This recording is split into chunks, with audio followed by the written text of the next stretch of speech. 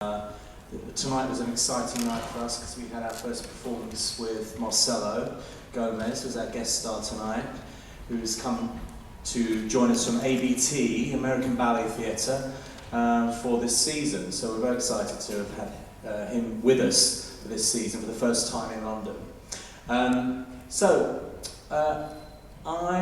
I'm going to open it up for questions. If you don't have any questions, it all sort of stops here, because that's what it's all about. So, if you'd like to know anything about the show you've just seen, preferably, other shows of ours, dance things in general, that kind of thing, but maybe something to kick off about the show would be great. Who's going to put their hand up first?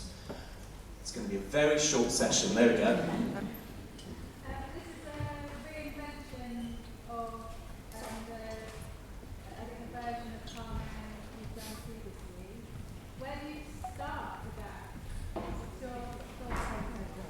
Well, this is a revival of a piece that we first did in 2000, and then we did it again about 7 or 8 years ago, and so this is the second revival of this piece. The piece is the same, essentially, but of course when they're revived, you develop them quite a lot, and I would say it's come on quite a lot in those years. It's 15 years ago since we first did this piece. There was a DVD made of it, which some of you may have seen, I don't know, around that time, which was filmed at Pinewood Studios. It was more of a little film rather than a live show. So I think if you saw that one and then saw the show now, I think you probably see quite a lot of differences. But, I mean, in the first place, how you go about creating a show like this, I could probably just talk all evening about just about that, really, because it takes such a long time. But in a nutshell, really, this piece, I was very drawn to the music, this particular version of the music. Of course, I knew Carmen, the opera, pretty well. I'm not a massive opera fan, really. I couldn't tell you the story of Carmen, even now. So I'm not that familiar with it. But the music, the version of the music that you heard tonight, some of it, was a suite by Shedrin that was created for a ballet that was made in the 60s of Carmen. And it was only about 40 minutes long. And it's all Bizet, but rearranged for strings and percussion, which is what you see here. And I asked Terry Davis, who I've worked with on other projects since then, to add to that score by using other Bizet and creating further music for us to do a full-length piece using strings and percussion. So it's three composers, really, the work here. But that was the piece, that was the music that really drew me to do something a bit different for the company. Because at this point, we had been doing Swan Lake and Cinderella. They were our most recent pieces. And all the dancers in the company were playing princes and princesses and people from another time, 1940s, and different kind of manners, different style. And I just wanted to do something that was very, very different, very raw, very much closer to them as people, maybe, as young people, and a different movement style, something that wasn't about fairy tales or royal families and things, So that was why that came about. That was the initial thought, anyway. And I'll stop there for now, but there might be other questions about the show that will add to that. Yes, just here.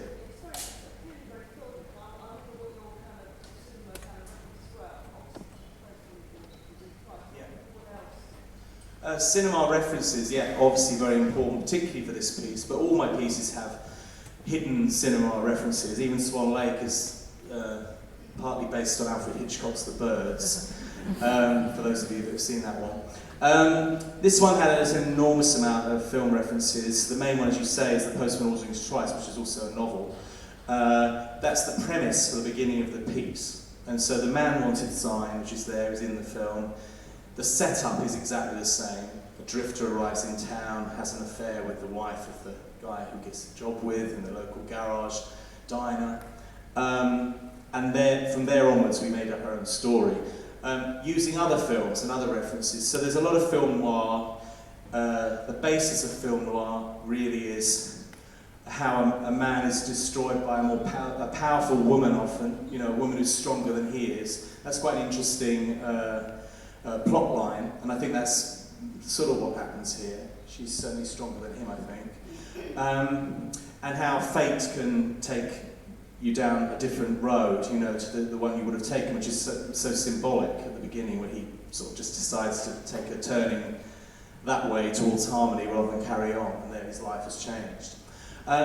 So film noir was a big influence. Even some modern films, Fight Club, I remember. It's quite hard thinking back 15 years, actually, to, you know, what the films were. I did get the company to watch a few of them now. But Fight Club influenced the end of the piece quite a bit when that came out, the Brad Pitt film. Yeah, lots of others. My Own Private Idaho, Rebel Without a Cause, character of Angelo a little bit, Salminio in that film. Lots and lots. Brando, yes, always helpful. Streetcar, Wild One, is it called? Yeah, Brando is often someone I ask people to go and look at. Yes. There was someone down here. Yes. Yes. Yes, exactly. The car race. Yeah, that's from Rebel Without Cause. Yeah. Yeah. Good. There's loads of references that I've forgotten. Probably. It's nice you're all bringing them up. Oh, good. Okay. So you remember it. It's, yeah, that's, although they don't do the balancing between the two cars bit, but you're exactly right, that's where that idea came from, yeah. Yes? Do you have a vision of the whole piece before you start? Or you develop a series of rehearsals and workshops and ideas? Do I have a vision for the whole piece before I start, as it develops? It's a bit of both, actually. It starts off with, I do write a scenario. I remember really enjoying, I'd only just got a computer when I did this first, and I really enjoyed writing it and rewriting it. And I wrote it like a story, you know, a scenario, but not with stage directions in, just like a story of what happened. And I started off with that, so that the company, when they come into day one of rehearsals, have something to know what they're aiming towards, because unlike a play, if you're rehearsing a play or a show or a musical or a film, you can at least all read it on day one. With dance, there isn't anything. There's some music and there's some ideas. So I get to do lots of research, but the scenario is important to know where we're going, where those characters might be going. So that's the first thing. If we've got a 6-week rehearsal period, at the end of each week I would rewrite the story depending on what we'd done that week. And that means using the dancers collaboratively and my other colleagues that I work with, my creative team. And so it changes week by week, but you've got to have something to begin with. Then the companies start to do their character research and they write their life stories for their characters. And they still do that now when we revive it, so they all change a little bit. So everyone's got a life story, everyone knows why they're in harmony, how long they've been there, who they've had affairs with, who was their ex, who was their who they fancy, who they don't fancy. All that stuff is all works out. And also what happens to them during the piece, you know, how does Luca coming to the town change them? You know, so all that sort of stuff happens. So there's a lot of collaborative stuff that goes on. So you do have an idea of where you're going. But I remember the original scenario, which I saw while we were putting this one together, really does have at the end Rita killing Luca, which I'd forgotten about a bit. And that's her sister, you know, Angelo's sort of former girlfriend or whatever. She killed him, and then we decided it would be stronger if it was Lana. So big decisions can be made, you know, during the piece. It sounds like you're developing a novel in a way, rather than a dance piece, but the plot is so important to us as a company that it becomes almost as important as the dancing. Yes, in the middle.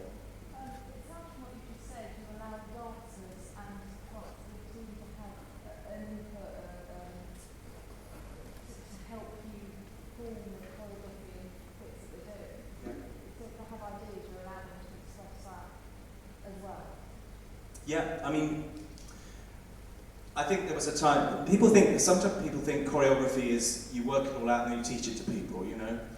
And I did think like that for a long time when I was starting out, and when I first started to do things, you know, I'd work it out in front of a mirror when I was a dancer, and I sort of taught it to people. And then, as you get older, and you can't do all that stuff anymore, you start to sort of think there are other ways of doing it. And you start to work with the dancers that you have and the talent that you have, and you start to find a way of developing tasks that are really what you're aiming for, but in a way that's very clear and it's going to get you to where you want to go to. So I use what the dancers will give me in those tasks and then rework it and work it with them. And they're all much better dancers than I ever was, and that's for sure. So if I just relied on me in front of them, especially now, it would be a lot of stillness. Show. Yes.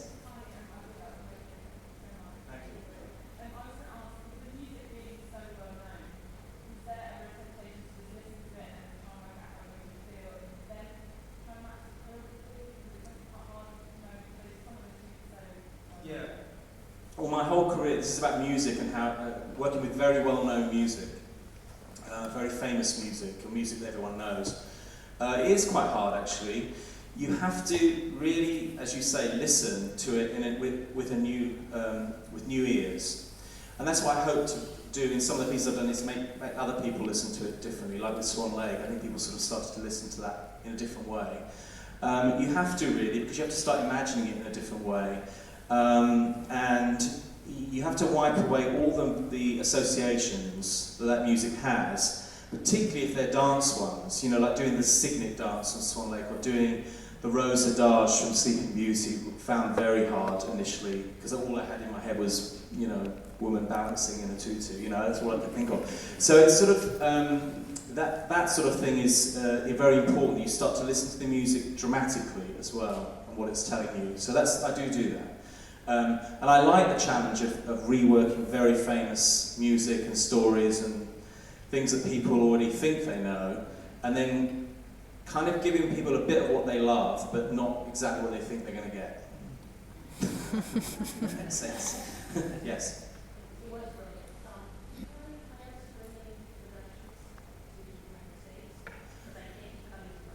No. Well, the lady's asking if we're coming to the States ever. We have been regularly over the years, quite a few years. This piece did come to Los Angeles, at least, but around the time of 9/11, almost exactly the time of 9/11, so it was not a great time for people to want to go out to the theatre, so that kind of fell apart a little bit. We'd love to bring it back at some point. We do go regularly, though. The Arneson Theatre in LA, we go to the City Centre in New York, we've been several times. We've done a few tours of the States, and we always, whenever we're invited, we love to come. So we will be back, I'm sure. Yes? Second part, tourism. After the red cell selfies and the signal wives, after the interview, not the meeting between the prisoner and his girl, and there was this upset, the three guys and the three women. Why did you decide these three women by case of they wanted to follow a certain balance? Okay. Or there was their personal spider woman. Yeah, you said it. There you go. You just answered your own question, because that's absolutely right. I don't know how you guessed that. It was amazing. Gentleman here was asking about why were there prisoners in cells in the prison scene, and when we switched, or we do this sort of switch over between him escaping and we go into the club, why did three women come into the cells as well? Well, there's two reasons. One was a very difficult idea to get, which is why I can't believe you got it, is that those three women are like pin-ups on their cell walls, and they sort of come to life, and they're like a fantasy. And then as we go into the club, they just become couples dancing on another level. So you get the image of prisoners turning into late night clubbers in a way. So we needed the women for that in a way. But that's the idea. Well done. And you said Kiss of the Spider Woman as well. That was going on in my head as well. Yeah. Yeah, absolutely right. Gold star. There we go. Half back to the DVD, I believe he says on the commentary with the game that you would love to get to film more. That was some time ago now, when we had any movement to film. Have I got interest in going into film? my views might have changed a bit over the years. You know, I did sort of think, I mean, everyone was telling me I should around that time, and I did get a few sort of crazy offers and scripts sent to me. Because of the sort of nature of the work I do on stage, it's quite filmic and storytelling and visual and all those things. And I sort of got it. But deep down, I feel I'm a stage person. You know, I'm a theatre person. That's what I understand. It's what I love, and it's where I know I'm in control of what people are seeing. And I know you can do that even better on film in a way. But I just love an audience as well. And when there's not an audience there, I lose interest a bit. So I like the give and take. Was the film you had the DVD and flashbacks, especially in the cabaret scene, the flashbacks of the remote scene and more so, which didn't quite get the performance. There's different aspects you get to film that you feel like. Yeah, there's filmic ideas in this piece. You know, there's split screen and there's flashbacks and two things going on at once and all that sort of stuff. Yeah. But, you know, I don't think, I'm not sure now. There is a film that I might be doing the choreography for, but we'll see. But I do love the theatre. I love an audience. That's the important thing to me. Who's next?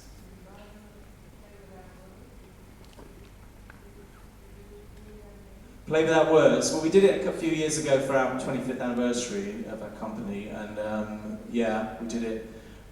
I love that piece, but Play Without Words, we'll definitely do it again, I'm sure. It's an unusual piece, based on The Servant, based on another film. Yes, hopefully. Who's down here? Oh, yes, thank you. You work regularly with quite a core group of collaborative dancers, creative people.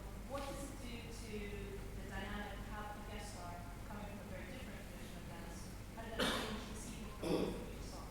That's interesting, yes. What does it feel like to have someone come into the company? It's so unusual for us. It's very, very rare to have a guest come in and work with us. People usually just join the company, and the interesting thing about this company is they're not all from the same school or anything. They're all from very different backgrounds. So to bring in someone like Marcelo into our midst is not that unusual in a way, because they're all from different backgrounds of training and all sorts. It's a real amazing mix of people. But to have a guest star is not something I would normally favour, actually, because I think, you know, we've got our own stars, we've got people that we've been developing for years. But what happened with Marcelo is we had this opportunity to work with him in Japan on Swan Lake. He came in to guest with us in Swan Lake. It seemed like a great idea. He's got a very big fan base in Japan. And we thought, wow, yes. And the funny thing was, with Swan Lake, I'd seen Marcelo as a young dancer when we first did Swan Lake in New York, when we did it on Broadway.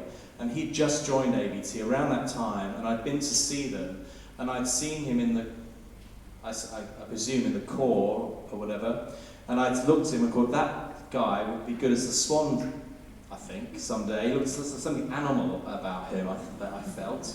Maybe he's not listening to this. And I thought, so when the idea came up for him to come in and work with us on that, I thought, brilliant, yes, because it made sense, you know.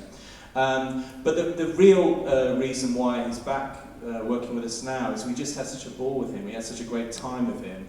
The company, it was some mutual love affair between him and the company. Everyone seemed to get on so well.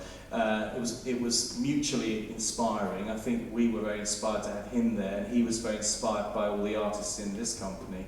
So it just felt great, you know. So to have him come back again and do this piece, it felt like a lovely opportunity to work together again. So that's why he's here. But it won't be something we do a lot of. It's not something we need to do. It was done purely for artistic reasons and fun reasons, really, and for Marcelo to explore something different, you know, for him as well. So it's been really enjoyable, actually, very much for us. Yes. When I cast my shows, what draws me to a dancer? Passion for movement, passion for performing, individuality, naturalness, honesty, nice people, people who are nice to work with, no divas. Don't have no time for divas. People are stars. I like to, I think it's an old-fashioned thing in many ways, but some companies sort of don't. I think it's great to show people off in that way, but no funny business backstage, no. But you can't always tell that. But I do look at, in auditions, I do look at dancers as much when they're not dancing as when they're dancing. How do they interact with each other? Are they polite with each other? Do they get on with people? We tour a lot, we haven't got any time for that. But I think it's about being yourself, actually. I'm drawn to people who feel very natural in themselves, and they really love what they do. Yes? When are the next auditions? Following on from that, we've kind of missed a year out this year, because we had so many people to choose from, because we did Swan Lake last year. We had 80 dancers all working for us at the same time at the end of last year, and we knew we had these pieces coming up with much smaller casts, so it was so easy to cast. It just seemed a bit unfair, actually, to even hold auditions with no places available. So we will do next year, I think, will be the next time.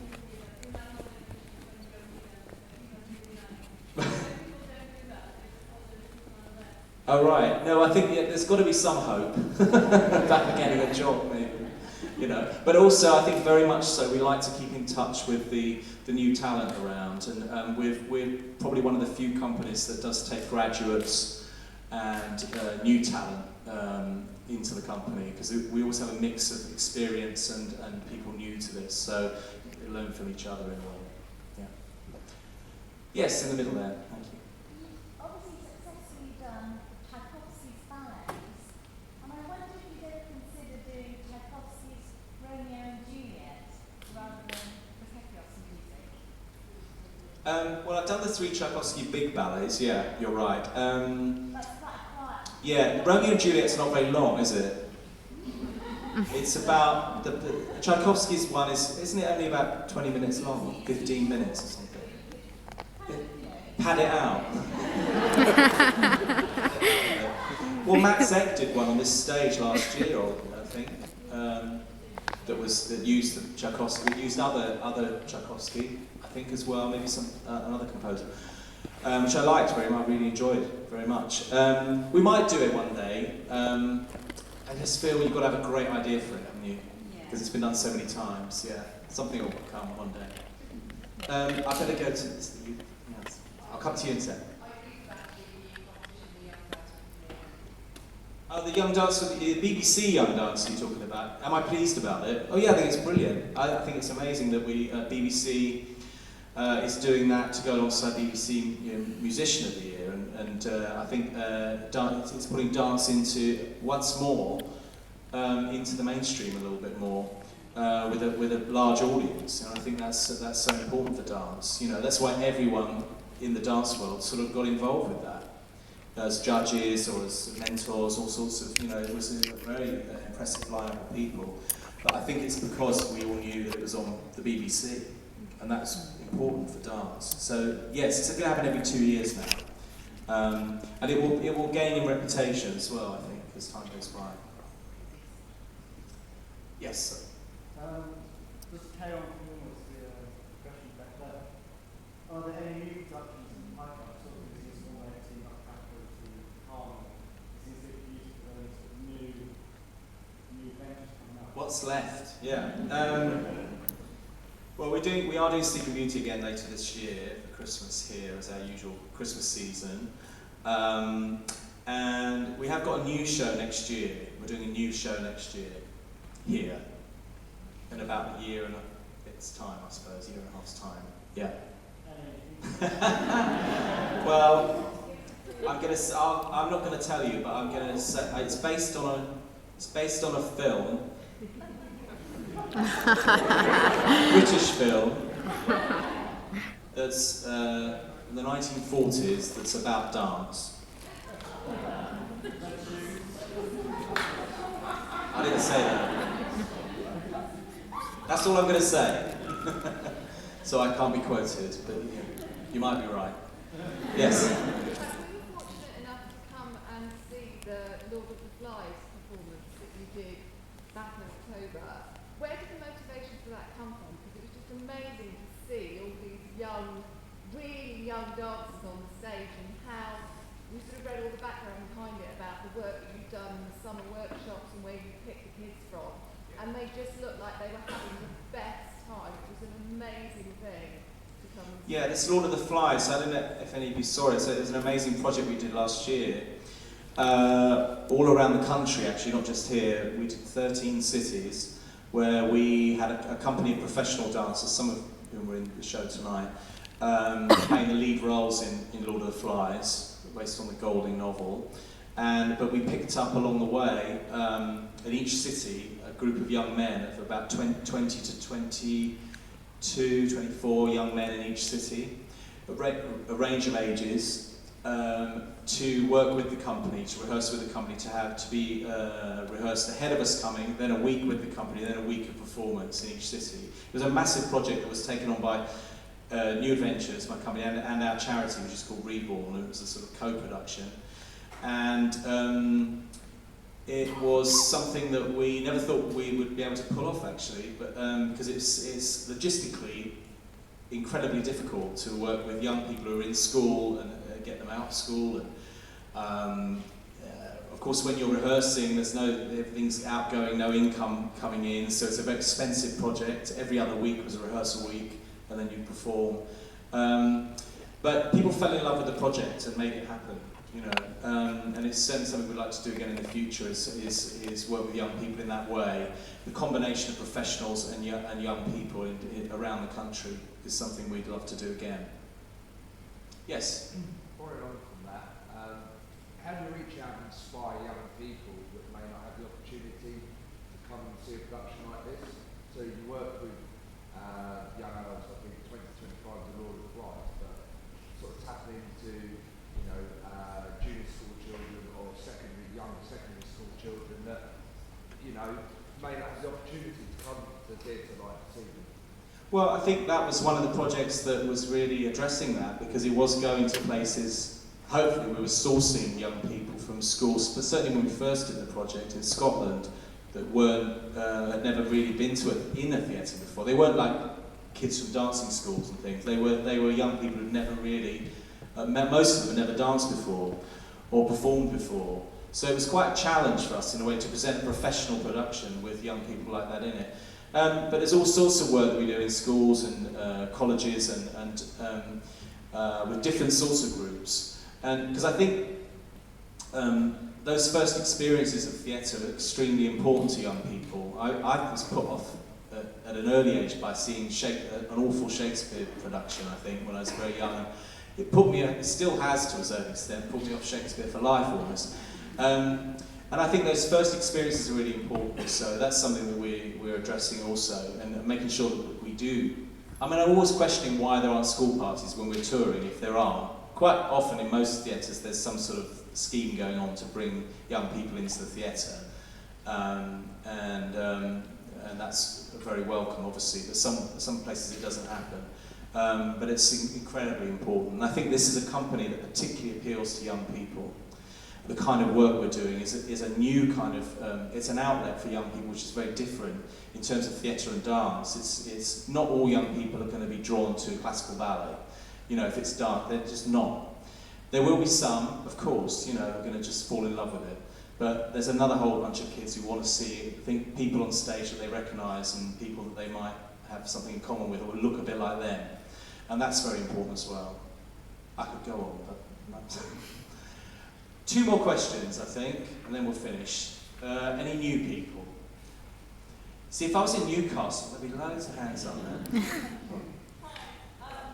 watch all the shows and then have a one with the dancers after, or Do I watch all the shows? and then have a rest at home? And do I have a word with them afterwards, you say? Yeah. No. I wouldn't do that. I used to do that. I learned my lesson. You don't give notes after a show. All a performer wants to hear at the end of a show is, "You were great." That's all they want to know. Okay? Then you sleep on it, and the next day you can come in and you can think about how to approach a certain thing maybe, or a note you want to give, and you can think of a way of giving that note. And And they will do the same. They'll want it as well. They'll be ready, their mind's open for it then. But once you've been through everything and you know you've made a little mistake maybe along the way, you don't want to be reminded of it straight away at the end. So I am here at a lot of performances, particularly at the moment, and I'll be at most of the performances during this run, I expect, yeah. People are always surprised to see me here, I don't know why, it's my show. What else would that be? One more, yes. I was just going to come back to the show tonight, and I was thinking about the sexuality of the show, and that it was a bold move to sort of move away from the heterosexuality and look at the sexuality between men. And I was wondering what really inspired that. What inspired the sexuality in the show? And particularly just between the men in the show that you had. Particularly between men? You had more sort of homosexuality, and I think that was quite a bold move. Well, it was bold-ish in 15 years ago to have that relationship. And admittedly, the relationship between Luca and Angelo, over there, was quite a surprising plot point 15 years ago. It still is today a little bit, because we set him up as such a classic kind of hero figure. And then it is a little bit of a surprise. But we used to get like uproar in the audience when that happened. And if there were school parties in, there were literally 5 minutes of mayhem before they calmed down. All arguing with each other.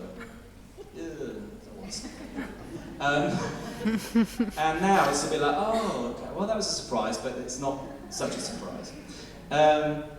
No, it was part of the, there's one sort of, I suppose, fairly anachronistic thing in it, that you do have, there's a sort of male couple within the group of the small town, so it's less of a surprise in one way, but we were just in at a time where we wanted to kind of represent as much as we could on stage, and it was a big part of the lives of some people in the company, and you just didn't want to sort of ignore that, and we wanted to sort of, we were very, when we made the piece, we wanted to be as daring as we could be at that time. That's what we felt we wanted to do, physically, and there's a bit of nudity, and it's lots of, you saw it all.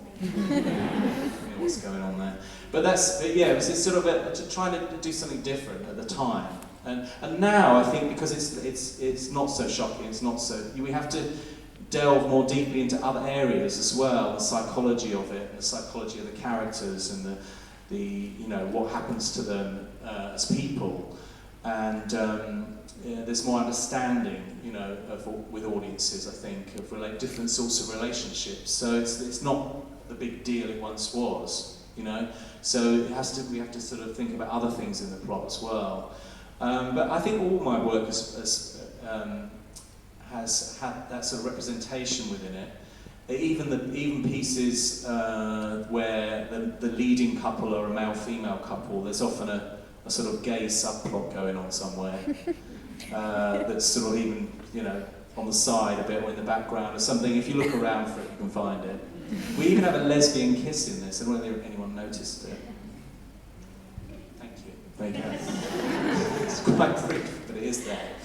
Okay. And on that bombshell, I will finish. But thank you. Thank you very much for being here tonight. And please come again to see our other casts. So we do have wonderful we have sort of multiple casts, so you can come and see a whole different range of people in the show. And the casting is on the website actually. So if you would like to come again and see some different castings, it's all on there for your information. So we'd love to see you again. But thank you for being here tonight. Thank you for being a lovely audience.